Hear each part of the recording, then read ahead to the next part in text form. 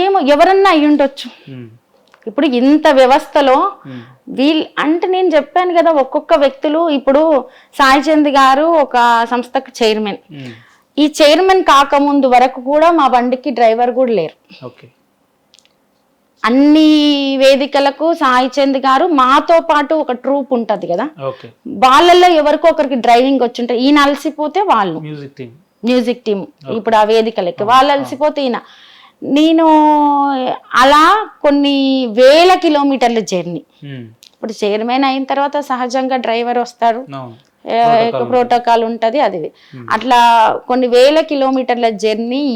ఈయన ఓన్ గా డ్రైవింగ్ చేసిన కొన్ని వేల కిలోమీటర్లు. ఈయన ఓపిక లేకుంటే మా పిల్లలే, అంటే వాళ్ళు నన్ను వదినమ్మ అనబట్టి నేను సొంతం పిల్లల్లాగా అట్లా అలవాటు కాబట్టి పిల్లలు అంటున్నాను. అలా వాళ్ళు డ్రైవింగ్ చేసి ఓపిక లేకున్నా, రాత్రులు నిద్ర వస్తున్నా, ఒకరు షేర్ చేసుకుంటూ అట్లా చేసిన ఎన్నో సందర్భాలు ఉన్నాయి. అంటే వ్యవస్థలో ఎవరు ఇలా మాట్లాడుతున్నారు, ఎవరు అలా మాట్లాడుతున్నారు అంటే సహజంగా మాకు ఎంతున్నా ఏమున్నా మేము హ్యాపీగా తృప్తిగా ఇంతుంది ఇంత లేదు అని చెప్పుకున్న మనుషులమైతే ఎప్పుడు కాదు. స్థానికంగా బలమైన నాయకుడుగా ఎదుగుతున్నటువంటి సాయి చంద్ గారి మీద గతంలో స్థానిక నాయకులు, అదే పార్టీకి సంబంధించిన కొంతమంది నాయకులు సాయి చంద్ గారి మీద వ్యక్తిగతంగా దాడి చేయడం జరిగింది. ఇదే సందర్భం మీ విషయంలో కూడా రిపీట్ అవుతుందా? అంటే మీ రాజకీయ ఎదుగుదలని కూడా వాళ్ళు ఓర్చుకోలేకపోతే మీ పరిస్థితి ఏంటి? ఇప్పుడు రిపీట్ అవుతుందా అంటే, ఇప్పుడు మనుషుల మనస్తత్వాలను మనం ఎలా అంచనా వేస్తాం? ఎవరినైనా ఎవరి మనస్తత్వం ఏంటో మనకేం తెలుస్తుంది? తెలియదు కదా. నేను అనుకుంటున్నాను అటువంటి మూర్ఖులు ఎవరు ఉండరని నేను అనుకుంటున్నాను. కామన్గా అంటే రాజకీయ, ఇప్పుడు నా పని ఏంటి, నాకు అప్పచెప్పిన బాధ్యతలు, నాకు ఇప్పుడు 2 బాధ్యతలు ఉన్నాయి. ఒకటి మా కుటుంబం అంటే నా 2 పిల్లలే కాదు, సాయి చంద్ గారికి అన్న కూడా లేరు, వాళ్ళ అన్న కుటుంబం, మా ఆడపడుచు కావచ్చు, తన చదువు కావచ్చు, తన పెళ్లి కావచ్చు, అదొకది, నా 2 పిల్లలు. ఈ బాధ్యతలన్నీ నా మీద ఉన్నాయి. మోరల్ గా కావచ్చు, ఇంకో రకంగా వాళ్ళందరికీ సపోర్ట్ చేయాల్సిన బాధ్యత నాది. దానితో పాటు సాయి చంద్ గారి ఏ బాధ్యతలు అయితే నాకు అప్పచెప్పారు, అంటే సాయి చంద్ గారు ఎంత సమర్థంగా చేస్తారని నమ్మి అప్పచెప్పారు, ఆ బాధ్యతను బాధ్యతాయుతంగా చేయడం. దీంట్లో అడ్డంకులు ఎందుకు ఉంటాయి, ఎలా ఉంటాయో నాకు అర్థం కావట్లేదు. ఒకవేళ ఉన్నా ఏమన్నా అడ్డుపడినా నేనేమన్నా అంటే తప్పు అయితే అడ్డుపడతారు. నేను చేసేదే మంచిదైనప్పుడు ఎందుకు అడ్డుపడతారు? ఒకవేళ వ్యవస్థలో మంచికి కూడా అడ్డంకులు వచ్చిన వ్యవస్థ ఉంది, అలా మంచికి కూడా అడ్డంకులు వస్తే అటువంటి మూర్ఖులను మనం అంటే అటువంటి వాళ్ళు ఎవరుంటారు ఏంటి అనేది మనం ఎలా అంచనా వేయగలుగుతాం? అది వ్యవస్థలో భాగంగా మనం వెళ్తుంటే తెలిసిపోద్ది. కొడుకును కోల్పోయిన తండ్రిగా మీ మామయ్య గారికి కోడలిగా మీరు కొడుకు లేని లోటును మీరు తీరుస్తారా? మా మామయ్య గారికి అంటే దీంట్లో కూడా ఒకటి ఏంటంటే, ఈ మధ్య ఎవరెవరో ఏదేదో మాట్లాడుతున్నారు అని తెలిసింది బేసిక్గా. అదొకటి. ఇప్పుడు సాయి చంద్ గారి కుటుంబం ఎలా అంటే కుటుంబంలో ఎలా ఉంది అనేదంటే, సాయి చంద్ గారి అమ్మ తదనంతరం, వాళ్ళ అమ్మ మరణం తదనంతరం 1 నెల గ్యాప్ లోనే కుటుంబం అంతా, ఒక తల్లి లేకుంటే కుటుంబం ఎలా అయిపోతుందో అలా అయిపోయింది. అంటే వాళ్ళ నాన్నగారు మరో పెళ్లి చేసుకొని మహబూబ్ నగర్కి షిఫ్ట్ అయిపోవడం, ప్రజా ఉద్యమాల్లో ఉన్నారు వాళ్ళ అమ్మ ఉన్నప్పుడు. ఆ తర్వాత ఉద్యోగము ఆయనకంటూ, అంటే మా మామయ్య గారు ఆయనకంటూ ఒక కుటుంబ జీవనం ఏర్పరచుకోవడం. ఆ తర్వాత అదే క్రమంలో అదే సమయంలో వాళ్ళ అన్నయ్య క్రాంతి కుమార్ ఆర్మీలోకి వెళ్ళిపోవడం, సాయి చంద్ గారు హైదరాబాద్కి రావడం. అంటే ఈడ 3 నేపథ్యాలు. క్రాంతి గారి జీవితం క్రాంతి గారిది అన్నట్టు, సాయి చంద్ గారి జీవితం సాయి చంద్, వాళ్ళ నాన్న కుటుంబం వాళ్ళ నాన్నది అన్నట్టు ఏర్పడింది.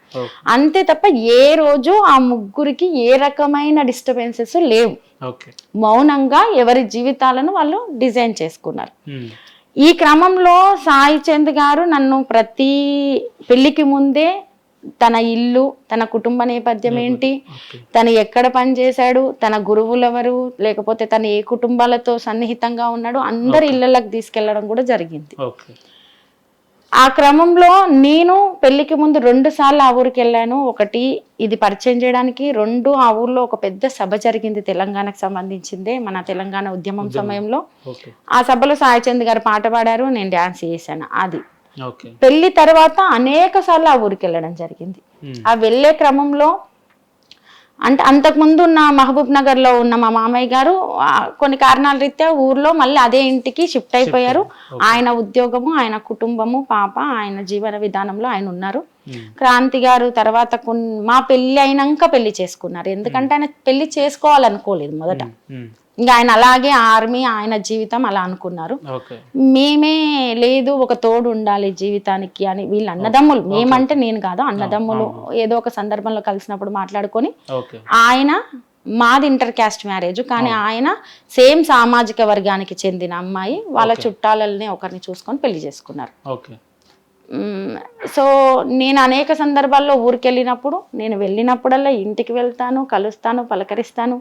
మామయ్య గారికి అంతెందుకు సాయిచంద్ గారు ఫోన్ కావచ్చు, బండి కావచ్చు, ఇంట్లో వస్తువులు కావచ్చు, అంటే అది సహజం కదా. కుటుంబంలో చిన్న చిన్న అవసరాలు ఒకరికొకరికి ఉన్నప్పుడు తీర్చుకోవడం ఇవన్నీ అలా మా మధ్య సత్సంబంధాలే ఉన్నాయి తప్ప ఏ రోజు ఏ పరంగా ఏ చిన్న గొడవ అంటే నోరు పెద్దగా చేసి మాట్లాడుకున్న సందర్భాలు కూడా నేను వాళ్ళ అన్నదమ్ముల్లో కావచ్చు, వాళ్ళ తండ్రి కావచ్చు, లేకుంటే మేము లేడీస్ ఎవరన్నా కావచ్చు, నేను ఏది చూడలేదు, వినలేదు ఇప్పటి వరకు. ఇప్పుడు సాయిచంద్ మరణం తదంతరం కొన్ని వింటుంటే కూడా నాకు ఆశ్చర్యం కలుగుతుంది.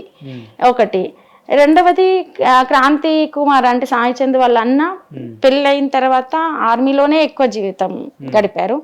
వచ్చిన సంవత్సరంన్నరకి చనిపోయారు ఆయన. ఆ చనిపోయి ఆ సంవత్సరంన్నర కాలం కూడా మహబూబ్ నగర్ లో భార్య, పిల్లలు, వాళ్ళ అత్త, మామ వాళ్ళు కలిసి ఉన్నారు. ఊర్లో మా మామగారి కుటుంబం ఊర్లో కలిసి ఉంది. హైదరాబాద్ లో మేము మా కుటుంబం ఉంది. ఏదన్నా చిన్న చిన్న ఫంక్షన్స్ అవి జరిగినప్పుడు కలవడము, మళ్ళీ ఎవరి జీవితాలు వాళ్ళ అన్నట్టు ఉండడం. వాళ్ళ అన్నకు ఒకసారి ఆయన పెళ్లి కాక ముందుకే స్వైన్ ఫ్లూ వచ్చినప్పుడు సాయిచంద్ గారు మేమే వెళ్ళి దగ్గరుండి మ్యాక్స్ క్యూరీ హాస్పిటల్లో ఉండి ట్రీట్మెంట్ చేయించి అది తగ్గిన తర్వాత ఆయన ఆర్మీలోకి వెళ్ళిపోవడం.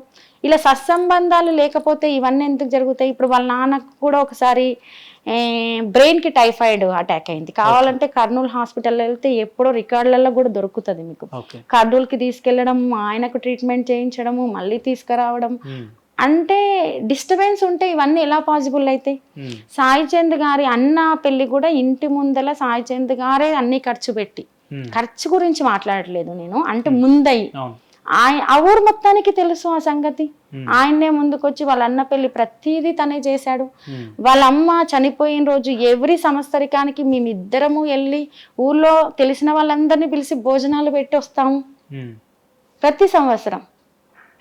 మరి ఎలా అంటే ఎవరి కుటుంబాలు వాళ్ళయి అన్నట్టు ఉన్నా ఒక్కొక్క సందర్భాల్లో కలవడం, ఏదన్నా ఇప్పుడు ఒకరికొకరు సహాయం చేసుకునే క్రమంలో సాయిచంద్ గారు ఉన్న పరిస్థితి వేరు. అంటే పబ్లిక్ మనం ఒక గతంలో ఒక 10 రోజుల కింద మీడియా ఛానల్లో చూస్తూ మీ మామయ్య గారు ఇకనైనా మా కోడలు మా ఇంటికి రావాలని అనుకుంటున్నా, ఇక గతంలో ఎప్పుడు వచ్చిన సందర్భాలు లేవు, మా కోడల్ని ఒక పెద్ద మనసు చేసుకొని నా ఇంటికి రావాలని నేను వేడుకుంటున్నా అన్నారు. దీన్ని ఎట్లా అంటే నాకు అదే అర్థం కాలేదండి. అంటే నేను కూడా ఈ ఊరు వెళ్ళి మాట్లాడదాం అనుకున్నాను ఒకసారి, నెల రోజుల తర్వాత వెళ్ళి మాట్లాడాలనుకున్నాను.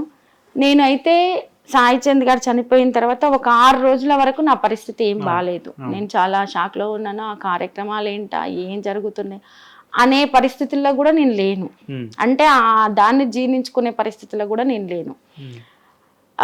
ఇప్పుడు ప్రభుత్వ పరంగా చేసిన సహకారం కూడా నాకు చాలా సంతోషమే అనిపించింది. ఎందుకంటే ఇప్పుడు మా మామయ్య గారికి కూడా ఆ వయసులో ఆయనకంటూ 25 లక్షలు, సరే ఆయన జీవితం మొత్తం దాని మీద డిపాజిట్ చేసే దాని మీద ఆయనకి ఎంతో కొంత ఆయన గడపడానికి, ఆయన కుటుంబాన్ని చూసుకోవడానికి, అంటే ఆయన మీద ఆధారపడి కూడా భార్య అట్లా ఉన్నారు కాబట్టి సరిపోతుంది, ఆయన పర్లేదు కొడుకు తరపు నుంచి కొంచెం వచ్చింది సంతోషం అని. నేను మొన్న కూడా ఉజ్వలను పిలిచి మాట్లాడడం జరిగింది. నాన్న ఆ అమౌంట్ నీ పేరు మీదనే ఫిక్స్ చేసుకొని నీ చదువులకు ఉపయోగించు, పెళ్ళి అది కాదు, ఫస్ట్ ఒక జీవితంలో ఒక స్టేజ్ నువ్వు అచీవ్ కావాలి. ఆ రకంగా నీకు ఏదున్నా, ఏ రకమైన సపోర్ట్ ఉన్నా నా వంతుగా నాకు చాతనైనంత, నాకు ఎంత చాతనైతుంది అది తర్వాత విషయం, నాకు చాతనైనంత మాత్రం నేను సహకరిస్తాను అని మేము మాట్లాడుకున్నాం. అనంతి గారి వైఫ్ రాధిక, పాప, బాబు, మేము కలిసి మాట్లాడుకుని ఆఫీసు ప్రతిదీ వస్తుంది. మరి మా మామయ్య గారు వాళ్ళు ఎందుకు మాట్లాడారు అనేది నాకు ఇప్పటివరకు అర్థం కాలేదు. నేను ఫోన్ కూడా చేశాను, కావాలంటే నా కాల్ లిస్ట్లో కూడా చూస్తాను. నేను 1.5 hour మాట్లాడాను మామయ్య తోటి. మౌనంగా ఉన్నారే తప్ప నాకు ఎందుకు అది అలా ఎందుకు ఇలా వస్తున్నాయి, మరి ఏంటో కారణమో ఇలా మాట్లాడుతున్నారు. ఇప్పటి వరకైతే ఏ రోజు కానీ ఏ విషయంలో కానీ క్రాంతి గారి కుటుంబానికి కానీ మీ మామయ్య గారు మీ కుటుంబానికి కానీ మన కుటుంబానికి కానీ ఎటువంటి డిస్టర్బెన్సెస్ లేవు. ఎవరైనా వచ్చి ఏమైనా చెప్తున్నారా, లేకపోతే ఇంకేదైనా ఉందా, మీరేమన్నా ఫీల్ అవుతున్నారా ఏంటి అనే సంగతి కూడా నేను ఫోన్ చేసి